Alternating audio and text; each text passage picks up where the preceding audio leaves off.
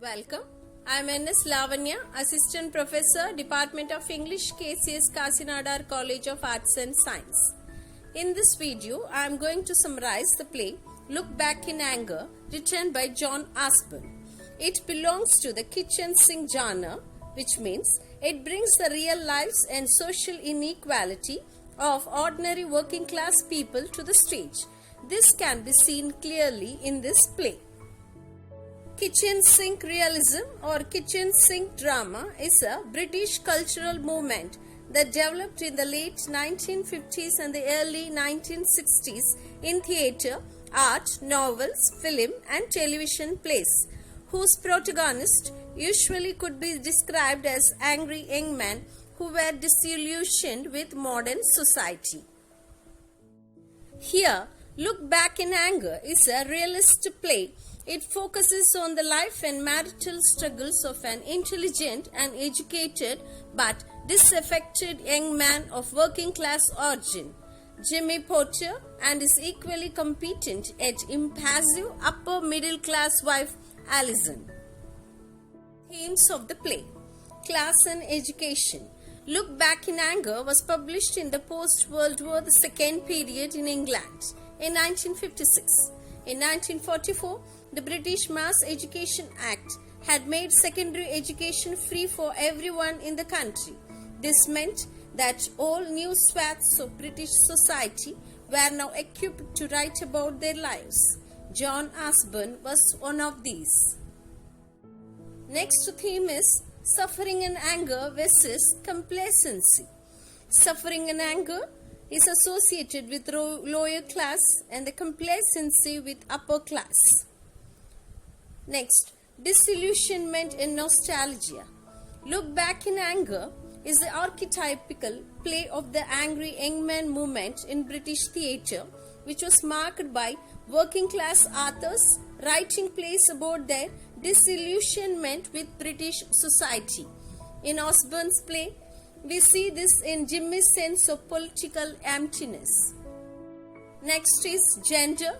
During the World War II, many British women had stepped into new roles into the labour force.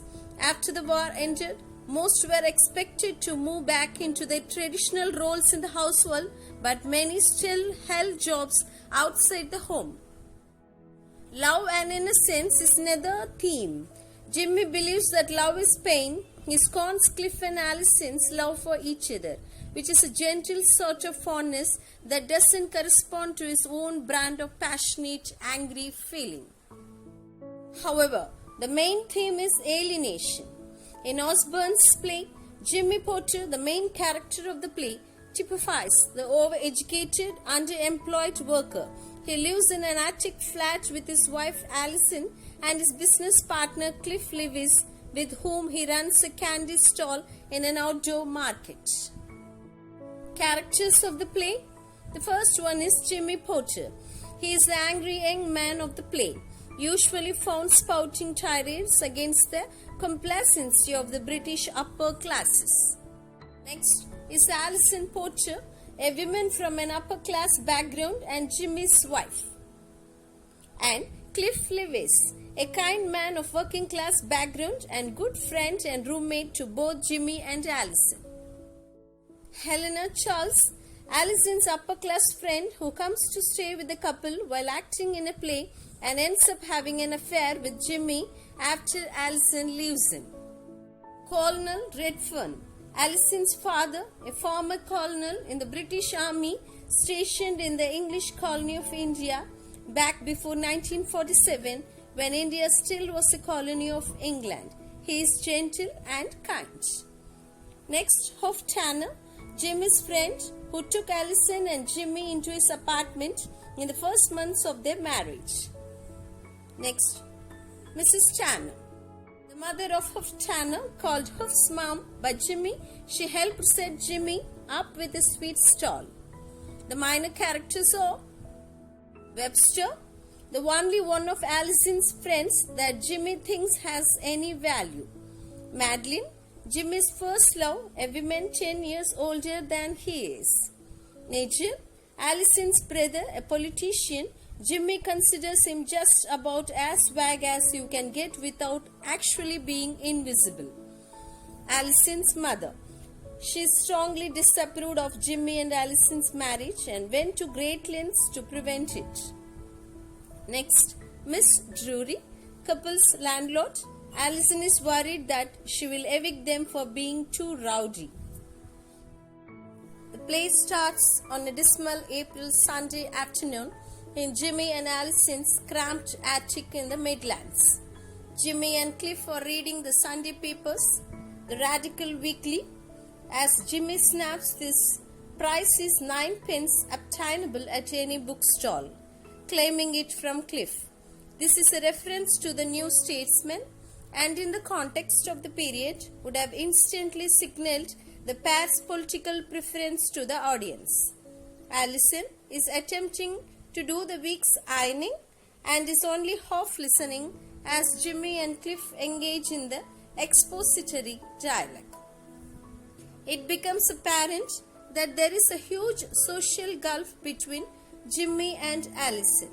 Her family is upper middle class military, while Jimmy belongs to working class. He had to fight hard against her family's disapproval to win her.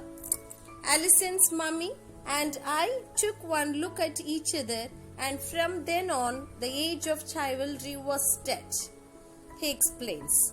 We also learned that the sole family income is derived from a sweet stall in the local market, an enterprise that is surely well beneath Jimmy's education, let alone Allison's station in life.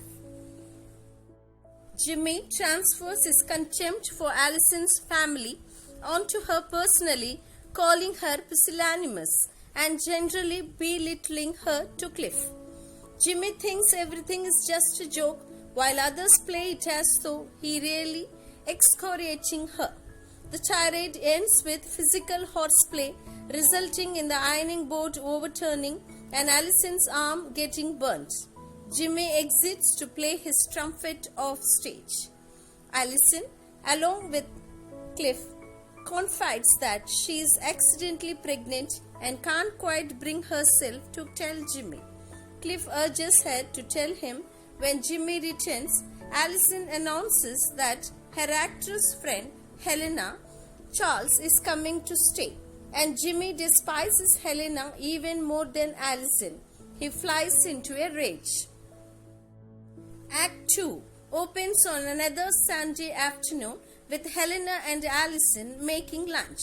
In a two-handed scene, Allison says that she decided to marry Jimmy because of her own minor rebellion against her upbringing and her admiration for Jimmy's campaigns against the dereliction of life in post-war England. She describes Jimmy to Helena as a knight in shining armor. Helena says firmly, "You have got to fight him." Jimmy enters and the tirade continues.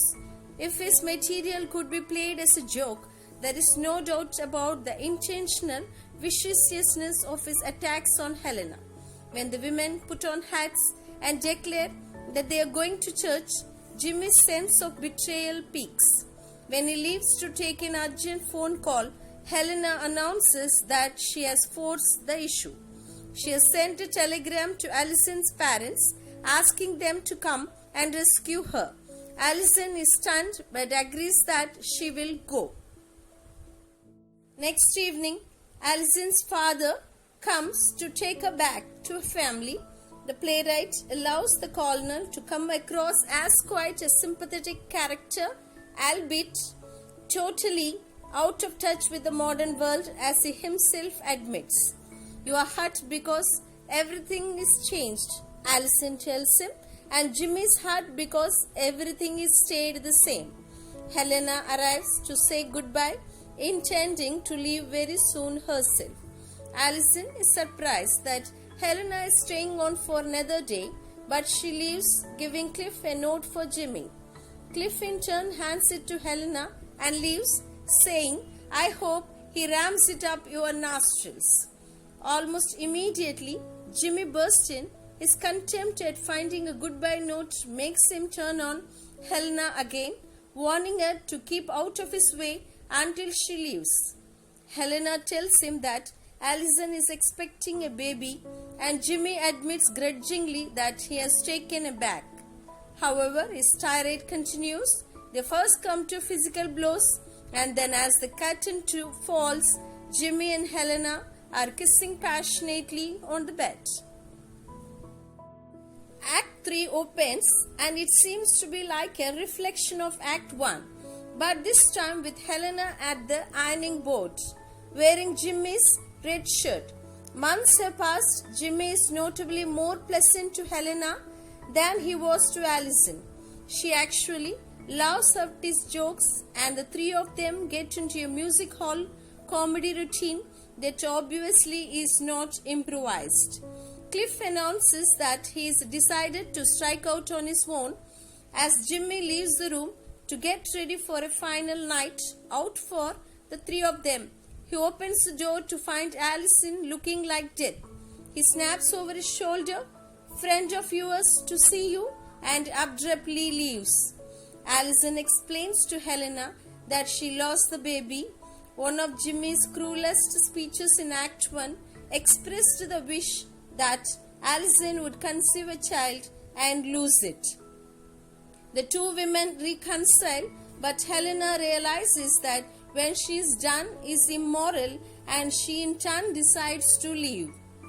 She summons Jimmy to hear her decision, and he lets her go with a sarcastic farewell. The play ends with a sentimental reconciliation between Jimmy and Allison. They revive an old game they used to play, pretending to be bears and squirrels, and seem to be in a state of choose. The bear and the squirrel game in Look Back Anger signifies the conjugal relationship of Jimmy Potter and Allison. The bear and the squirrel represent the two people respectively. They are the stuffed toys that Allison and Jimmy keep on their dressing table or in the chest of drawers. The play reveals that women here becomes the dustbin and the dumping ground where the husband can jump in all his faults and then condemn them as a hearse. The ending of the play only serves to confirm Jimmy's male chauvinistic attitude. Symbols used in this play are, first thing, newspapers. Jimmy and Cliff read newspapers throughout Act 1 and Act 3, and they are a major visual feature in the department. Jimmy uses the newspaper as a symbol of his education. They are a way for him to mimic the habits of the upper class, university-educated elite. He repeatedly comments on what he is reading, sometimes using erudite vocabulary. He also uses newspaper articles as a way to belittle the intelligence of Cliff and Allison, which is one of the tactics he employs to make himself feel smarter and more worthwhile. Next one is pipe. Jimmy's pipe is another example of an upper class symbol that Jimmy uses instead to reflect his working class status. Pipes call to mind old educated university professors. Next, bear and squirrel. I have already mentioned. It gives them a way to access a simple affection for each other. Church bells symbolize a respectable middle-class morality that Jimmy finds oppressive. Helena subscribes to this version of morality, which posits that some things are clearly right while others are wrong and sinful. The next one is trumpet. Jimmy's jazz trumpet can be heard off stage at various points in the play. Jazz has traditionally been protest music and is associated with the working classes. Thanks for watching. We meet again in the next video.